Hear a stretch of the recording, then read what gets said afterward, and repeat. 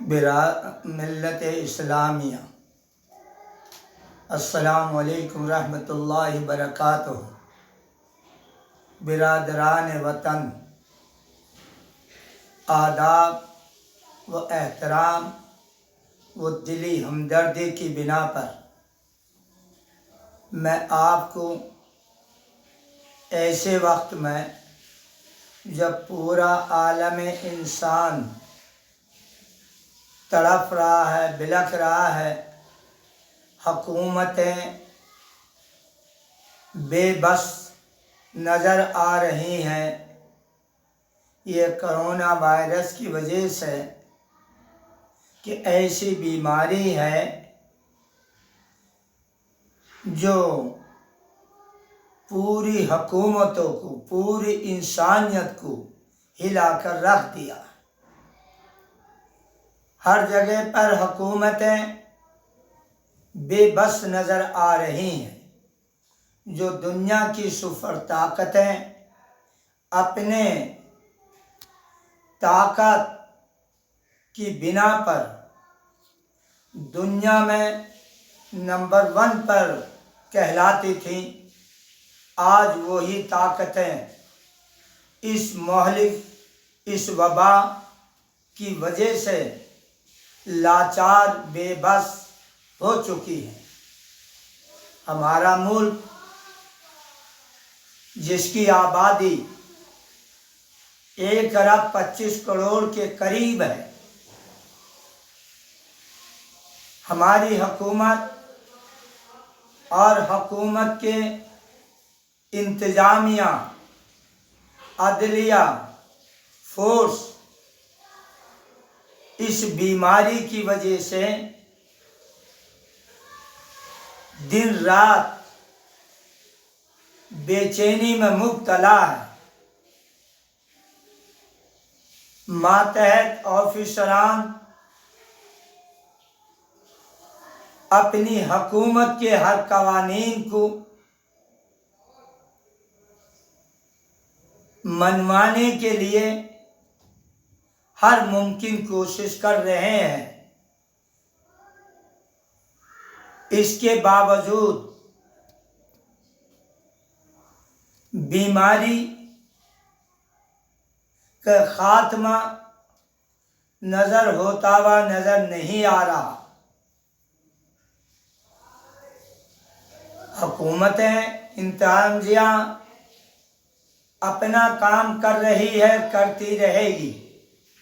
لیکن ہماری بھی کچھ ذمہ داریاں ہیں۔ ہمیں اپنی جگہ پر، اپنے حلقے پر، اپنی بستی میں، اپنے محلے میں، اپنے گھروں پر اس بیماری کے دور کرنے کے لیے پوری دل سے کوشش اور جدوجہد کرنی چاہیے۔ وہ لوگ بڑے مبارکباد کے مستحق ہیں اور وہ انتظامیہ بہت مبارک بادی کی مستحق ہے، جنہوں نے اپنا رات دن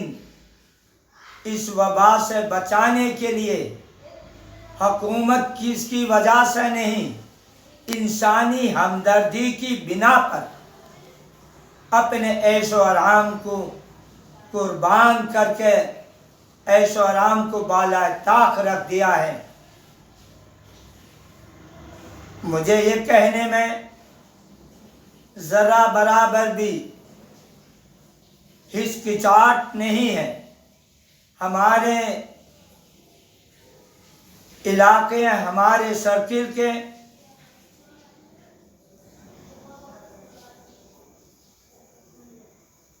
انسپیکٹر صاحب، کوتوال صاحب، سی او صاحب دن رات ایک کر رکھا ہے، بڑی سنجیدہ طریقے سے، ورنہ پولیس جب اپنے والے پر آتی ہے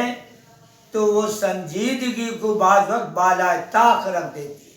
لیکن نہیں، ایسے وقت میں ہمارے سی او صاحب نے، ہمارے انسپیکٹر صاحب نے ہر سنجیدگی کا، اور ہمارے ضلع کے افسر نے سنجیدگی اختیار کر رکھی ہے۔ کسی انتظامیہ جب دل و جان سے کسی چیز کو کرنا چاہتی ہے تو وہ اس میں کامیاب ہو جاتی ہے، اور انہوں نے ڈنڈے کی بنا پر کامیابی حاصل نہیں کر رہے، بلکہ دلوں میں آنے جانے سے، عوام سے ملنے سے ایک ایسی محبت پیدا کر دی ہے کہ ہر طبقے کا آدمی، بڑا ہو چھوٹا ہو، برادران وطن ہو، برادران اسلام ہو، مندر کے پجاری ہوں، مسجد کے امام ہوں، مدرسے کے محتمم صاحبان ہوں، ان کا جو ایک ربط ضبط اور رویہ انہوں نے اپنایا ہے، یہ اس وقت تو کامیاب ہے، لیکن مجھے یہ امید ہے اگر اسی طریقے سے پورے ملک کے تمام انتظامیہ ذہنوں کی صفائی کے ساتھ اس میں کوشش جدوجہد کریں گی تو اللہ کے فضل و کرم سے ہمیں بہترین کامیابی حاصل ہوگی۔ ڈنڈے کا آج وقت نہیں ہے، ایک وقت تھا کہ ڈنڈے سے لوگ ڈر جایا کرتے تھے، ایک پولیس والا آیا پورے گاؤں کے لیے کافی ہوتا تھا۔ آج لوگ اپنی جانوں کو دے دیتے ہیں لیکن ہٹنے کو تیار نہیں ہوتے، تو اس لیے ہمیں یہ چاہیے کہ ایسا طریقہ اپنایا جائے جس سے عوام بھی خوش رہے اور عوام سے یہ بلا بھی ختم ہو جائے اور انتظامیہ میں کو بھی زیادہ جدوجہد نہ کرنی پڑے۔ چند چیزوں کی طرف میں اشارہ کرنا چاہتا ہوں، اگر اس پر عمل کیا گیا تو مجھے خدا کی ذات سے یہ امید ہے، اللہ سے یہ قوی امید ہے کہ جو یہ وبا نازل ہوئی ہے یہ کسی ملک نے نہیں بھیجی، کسی حکومت نے نہیں بھیجی، کسی انتظامیہ عدلیہ فورس کی نہیں بھیجی، اللہ میں بھیجنے کی کوئی طاقت اور قوت ہے۔ اگر یہ بھیجی ہے وہ اوپر والے نے بھیجی ہے، ہمارے پیدا کرنے والے نے بھیجی ہے، جس نے یہ بھیجی ہے، یہ وبا نازل کی ہے، ہمیں اسی طرف رجوع کرنا ہے، اس کے حکموں کی پابندی کر کر اس کو راضی کرنا ہے، اور ملک سے اور عالم سے اس وبا کا خاتمہ انشاءاللہ کرنا ہے۔ اس کے لیے آپ سب دلی محبت کی بنا پر جو میں اپنی سمجھ کے مطابق بہت عرصے سے سوچ رہا ہوں، یہ وبا تو اب آئی ہے لیکن اس وبا کے آنے سے برس سے میرے ذہن میں بڑی پریشانی، بڑا ہیجان تھا، بہت سی چیزوں کی وجہ سے، جو آج میں اپنے دلی جذبے کے ساتھ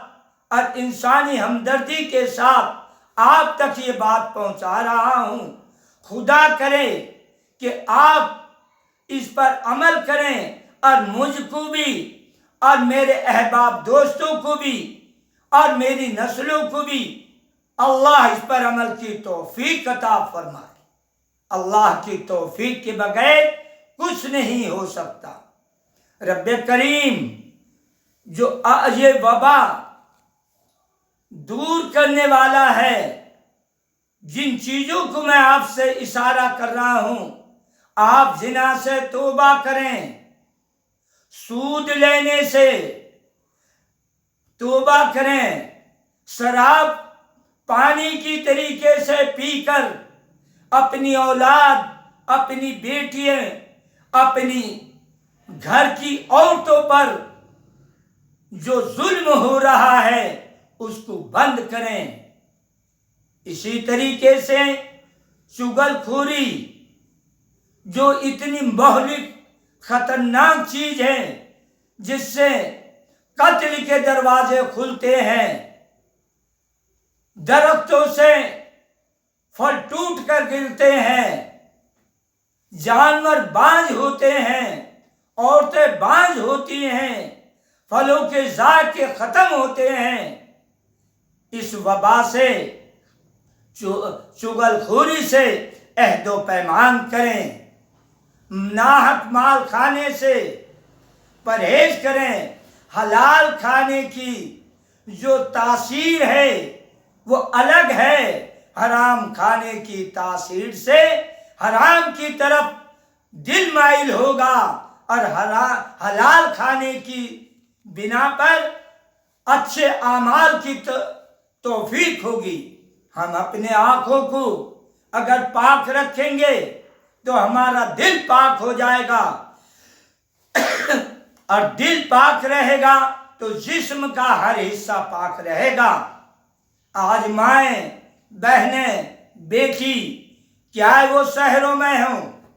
دیہاتوں میں ہوں، کسی بھی طبقے کی ہوں، لیکن وہ اپنے آپے کو محفوظ نہیں سمجھتی۔ اللہ اللہ، یہ کیا ہو گیا؟ ایک ہمارا وقت تھا کہ بہن بہن کی طرح سے، بھائی بھائی کی طرح، جیسے اپنی سگی بیٹی ہے، سگی بہن ہے، سگی چاچی ہے، سگی ماں ہے، اس طریقے سے رہتے تھے۔ اور یہ نہیں کہ مسلمان نہیں، بلکہ برادران وطن کی اور بیٹیاں اپنے گھروں کی جوان بیٹیوں کو اپنے پڑوس میں چھوڑ کر چلی جاتی تھی، اور وہ الحمدللہ بالکل محفوظ رہتی تھی۔ خدا کرے وہی ماحول پیدا ہو۔ آج بھائی کے گھر میں اپنی جوان بیٹی کو ہم نہیں چھوڑ سکتے۔ کیا وبا پھیلی ہے؟ موبائل کی نحوست سے اچھے اچھے گھرانے تباہ برباد ہو چکے ہیں، والدین بے بس ہو چکے ہیں، استاد پڑھانے والے بے بس ہو چکے ہیں، پیر اپنا وہ بے بس ہو چکے ہیں۔ اس کا صحیح استعمال نہ ہونے کی وجہ سے اچھے اچھے گھرانے برباد ہو رہے ہیں، اور یہ وبا بڑھتی جا رہی ہے۔ اس لیے یہ انتظامیہ، عدلیہ، فورس نہیں، بلکہ ہر گھر کے فرد پر یہ ذمہ داری ہوتی ہے کہ اس وبا سے ہر گھر کا فرد اس کے اوپر محنت، جدوجہد، کوشش کر کے اپنی اولادوں کو، محلوں کو، بستیوں کو بچائیں گے تو عالم بچ جائے گا۔ میرے بھائیوں، یہ عہد کریں، انتظامیہ، حکومتیں اپنی مفاد کی خاطر اپنے ماتحت آفیسران سے، انتظامیہ سے، عدلیہ سے، فورس سے اپنی مفاد کے خاطر ایسے کام کراتے ہیں اور ظالموں کا ساتھ دیتے ہیں، اور اس پر بڑی خوشیاں مناتے ہیں۔ جب حکومتوں کا یہ رویہ ہوگا تو خیر کیسے نازل ہوگی؟ اور ماتحت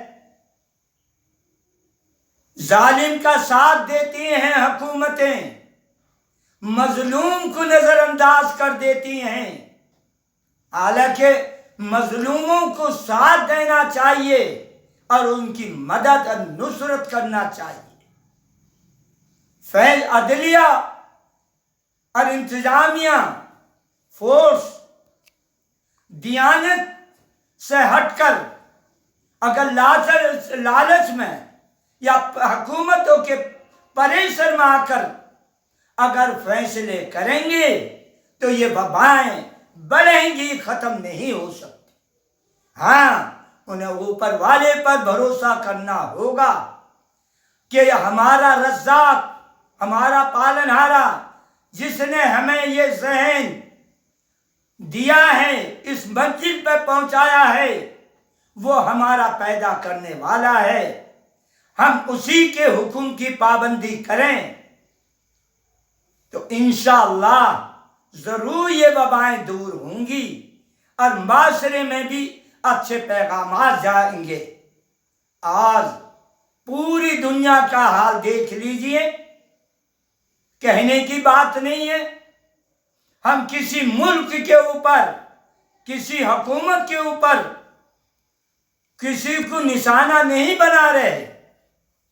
اپنے اپنے طور سے تمام حکومتیں یہ سوچیں کہ ہم کوئی اپنے مفاد کی خاطر انتظامیہ کا، عدلیہ کا،